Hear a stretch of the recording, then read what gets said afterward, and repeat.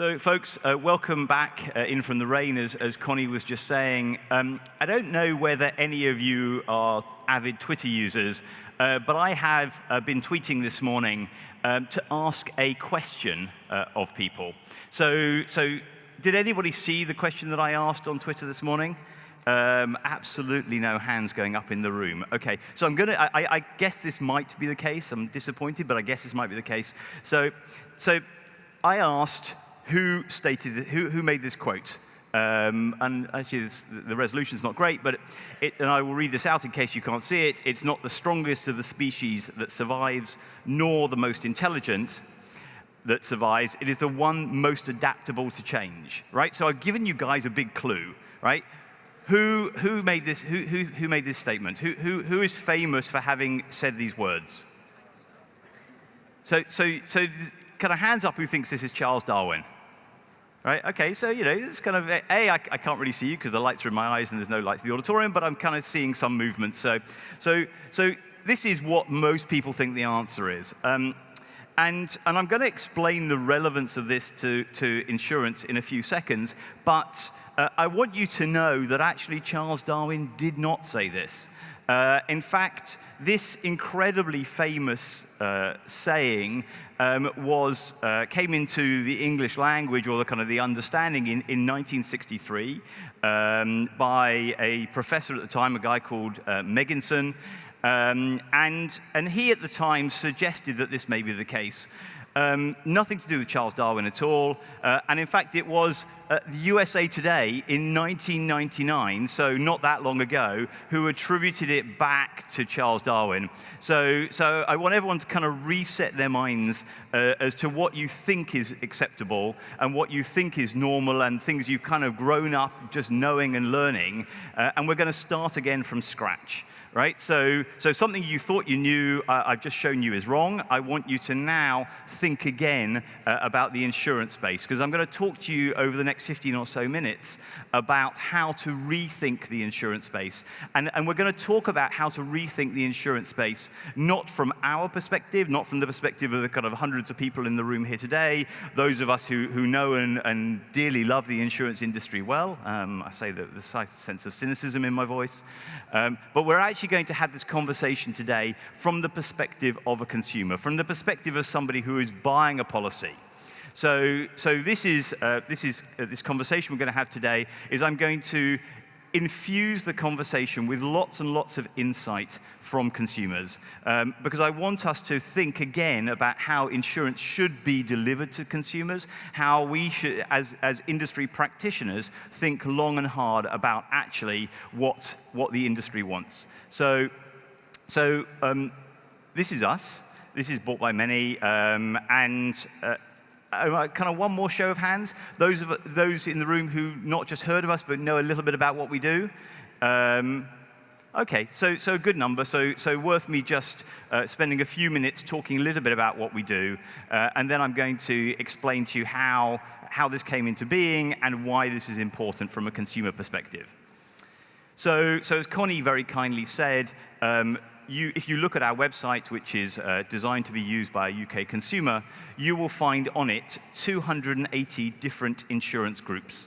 And these are groups of affinities of people who associate with a specific space. This is not an insurance designed segmentation. This is a consumer designed segmentation. So Connie very kindly talked about Akita dogs, and indeed we did start in pets, so we have a very large number of pet groups. But we do travel insurance, for example, by medical affliction. So we have travel insurance for diabetics, travel insurance for Crohn's sufferers, travel insurance for people with heart problems, travel insurance for people who have cancer or cancer in remission as two separate groups. And what we do is that we build these communities. And our agenda here, from a consumer perspective, is to build for those communities a better insurance experience, to bring those individuals a better insurance policy than they could get on their own. Better might be cheaper, better might be more appropriate or more tailored cover, better might be a combination of these things. And this is the consumer experience of us. I want to let you into a little secret, that it isn't actually how we operate. So we're very comfortable with people thinking this about us. In reality, we operate in a slightly different space. we actually start with people in the room. We start with the insurance guys, and we say to insurance companies, tell us where you want to grow your book. Where would you like more risk exposure? And different insurance companies take that very simple question and interpret it in different ways. So some insurers look at this from an underwriting perspective, and they say, we really like these risks. If you can bring us very specific, targeted access to those risks, this works for us. Some insurers look at this from a cost of distribution perspective, and they say that our current mix of business is good, but our current cost of distribution is just way too high. So if you can bring us access to the market that we want, but at a much lower cost of distribution, then this is really attractive to us. And by the way, our cost of distribution is about 1/3 of the price of a typical face-to-face broker in this space. And the third group will look at this from a Solvency II perspective and say, our current book of business is not as diversified as we'd like it to be. So if you can bring us access to some of the areas where we're currently underexposed, this works for us. So it doesn't really matter why insurers like us and they want us to bring them targeted access, they just do. And so they give us long lists of areas where they want us to build them exposure, and we act as like a matchmaking service, if you like. So we take these long lists and we research them.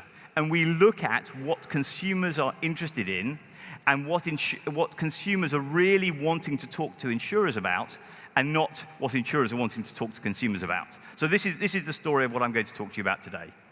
So this is me. This is my Twitter handle. This is my Twitter homepage.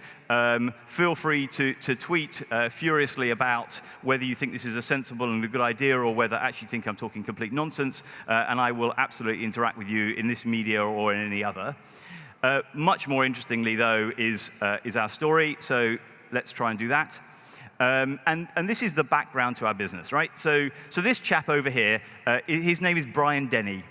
He is the oldest UK registered insurance broker. He's 81 years old. And I've actually spoken to him. He's a real live human being. I thanked him for allowing us to use his photo. And he does today the same job as he did 61 years ago when he set out as an insurance broker. He's based in Leeds in the north of the UK. And the insurance industry, let's be really clear, other than the kind of nice conversations we're having in this room here, actually hasn't really moved on. So we've done some price comparison work mostly in the UK and some direct selling, but the reality is that the insurance industry hasn't really moved on. And yet, as you can see across the top line across the top of the page, the world has moved on. The world has absolutely moved on, right? Facebook's been around for 12 years, Twitter, smart devices, connected devices. The world has moved on, and yet the insurance industry really, in the mainstream, has not. And so our agenda is to bring to consumers exactly what they want from the insurance industry in the way in which they want it delivered to them. Right? So it says here, social and mobile, and this is us. We deliver what we do in a social and mobile-friendly way. And I'm going to talk to you a little bit about that right now. So this is us. I've picked 3 groups, 3 specifically different groups. So over here on this side of your screen, on your left-hand side, you can see a group for diabetics. In the middle of the screen, you can see a group for rescue dogs, and on the right-hand side, you can see a group for cyclists. And this is how people think about themselves. Right? People don't think about themselves as, I'm 50 years old, I'm a little bit overweight, and a little bit unhealthy, and so this is how an insurance company should think about me. People don't think about themselves in that way. They think about themselves as, I'm a cyclist, or I'm a dog owner, or I'm slightly unwell. And so we group people together around something that individuals would talk to you about. So if you went out for a drink with somebody at a bar and you had a conversation with them, they would tell you things about themselves in the same way as you would share things back again. So you might talk about things that help define you as an individual. And these are things that you associate with. These are things that importantly, you affiliate with. So we think about individuals in communities in the way that they define themselves. So if you sat down with me and had a conversation, I would tell you a bit about my family. I would tell you that we are a dog-owning family. In fact, we have a rescue dog. I would tell you that I was a cyclist. I might tell you that I played the saxophone. And all of these things help you get a bit of a picture about me as an individual. I would learn things about you because you would share back again. And all that we are doing is we're building these communities of people around defining characteristics of themselves. And we're enabling them to talk to each other about this. So our whole agenda is making insurance a social experience. And although you can't really see, because I've cut these off to fit on the screen, if you looked at these, and these are Facebook screenshots, these trails of conversation go on many, many, many hundreds of lines long. People talking about things. You can see, and I did leave some of these lines on, so this one has had 108 shares, and 60 people have commented on it. Right? And now what you can see is that this is absolutely very much about insurance.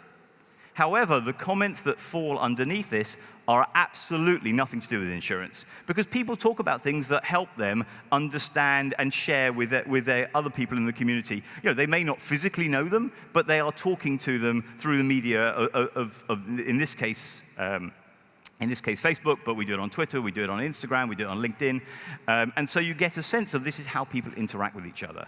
And the conversation might be about what pet food you've given your dog. It might be about where you went on a cycling holiday recently. It might be about the drug that you've recently discovered that really helps with your diabetes. We don't mind. We really, really don't mind. In fact, we actively encourage the conversation. All we care about is that it's happening under the banner of insurance, and that when people join our groups, we only ask one question of them. The only question we ask is, when is your insurance policy up for renewal? The rest of the information we have about individuals comes to us from the social platforms. And so I'm going to talk a bit more in a few minutes about the data that goes into this, but this is who we are and this is what we do. And Connie touched a little bit on the UK.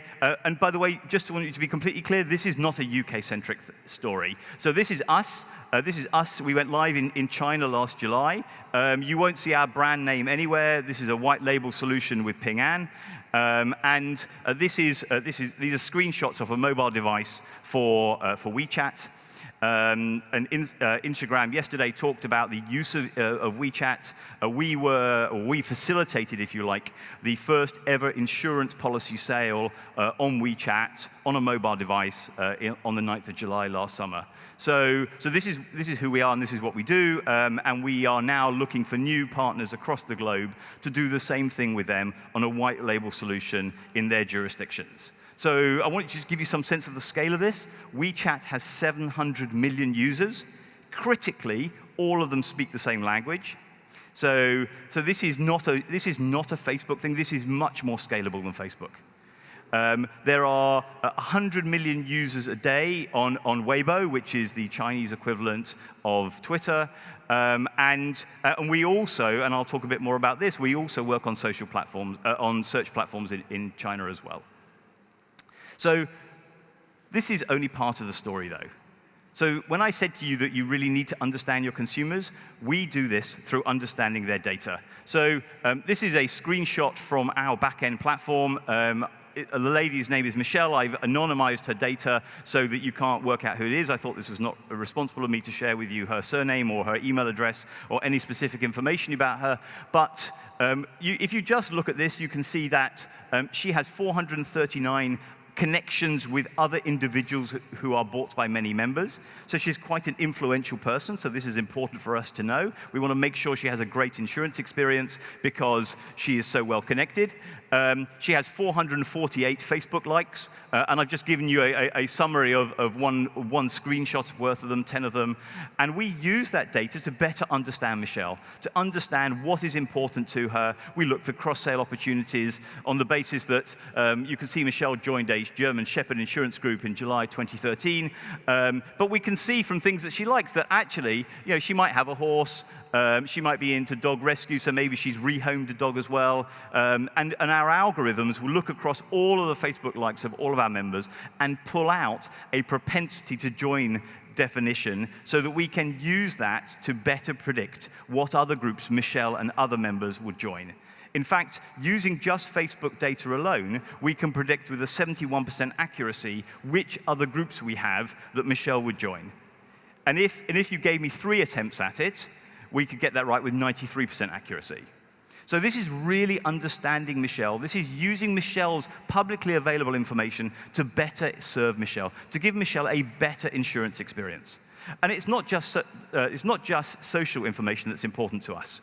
So this is an analysis of information in the UK on all search platforms, so obviously primarily Google, but Bing and all other search platforms. And we use the search information that we have collated and analyzed to better understand how people are expressing their insurance needs in search. So this is a search for Airbnb insurance. This is, as many of you will know, there's a very big issue about if you have a place that you rent out on Airbnb, actually Airbnb's guarantee doesn't fully cover you, and your own home insurance policy won't cover you either. So this is looking at, this is a search I did as I was preparing for today. 21,000 people, as you can just see across, searched for this over the last 12 months, searched for something to do with Airbnb. They searched in 51 different ways. So you can only see about 20 of them on the screen, but there are 51 of them. And what's important about this is that you can see this is how many pages on the internet there are today with search-optimized results for someone searching for Airbnb and insurance. So this is really important insight for us. This is really useful for us to better understand how consumers think about search and think about insurance. And we use this information to identify unmet insurance needs, to identify where individuals are not being well met by the insurance industry. So Airbnb, just an example of this, but there are hundreds, in fact, to be specifically clear, 550 million lines of insurance search data behind this that is fully searchable in the cloud. If anybody wants a demo or they're kind of interested to see this, come find me afterwards and we can do any search that you could possibly dream of, and we look at these results. But this is an important insight into consumer behavior and how individuals think about things. Consequently, we use this information to derive joining of our groups. So we rank on the Google first page for 12,500 specific, distinct insurance search terms. So search for travel insurance generically, and you won't find us. But search for travel insurance for Crohn's sufferers or diabetics or people who've got cancer in remission, then we score very highly. And this is how people find us, as well as us finding them in social.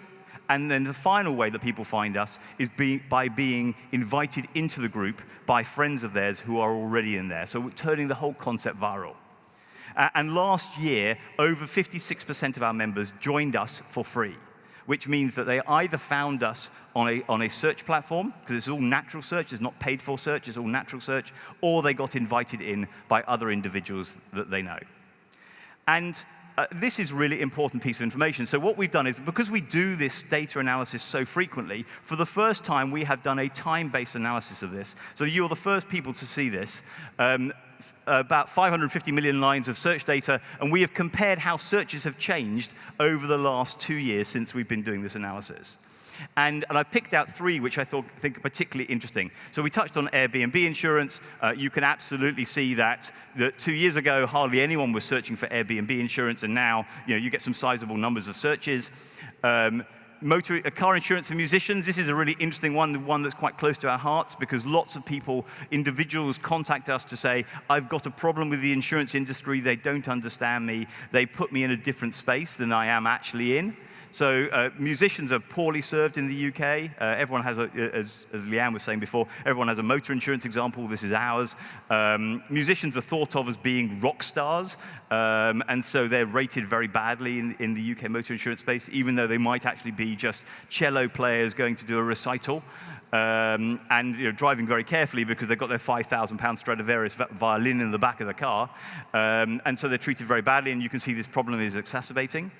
But this is the one that's really interesting for us. So in the UK today, it is not possible to get travel insurance for average individuals that includes repatriation or payment if you have to buy a new trip home because your holiday has been curtailed due to some form of terrorism. This is not possible. right? So the reason I'm sharing this with you is really important, because we've listened to consumers and we now interact with them on a mobile device. Everything we do is mobile first, desktop second. So this is the first thing we've listened to them about, because that's how everyone wants to be interacted with. That's how they interact with the rest of their financial services businesses and their retail businesses. Insurance needs to play catch up. We learn what they want through social, and we use all of the social information to improve their insurance experience. The last thing that we have not done is we have not responded to their needs from a product design perspective. They're still buying products that were designed 30 or 40 years ago. So I mention this to you now because this is the next thing we're going to be focused on. Folks, thank you very much indeed. I've had a great experience talking to you. I'm very happy to take questions outside over lunch. I'm hanging around for the rest of the afternoon. It's been great talking to you. Thank you very much indeed.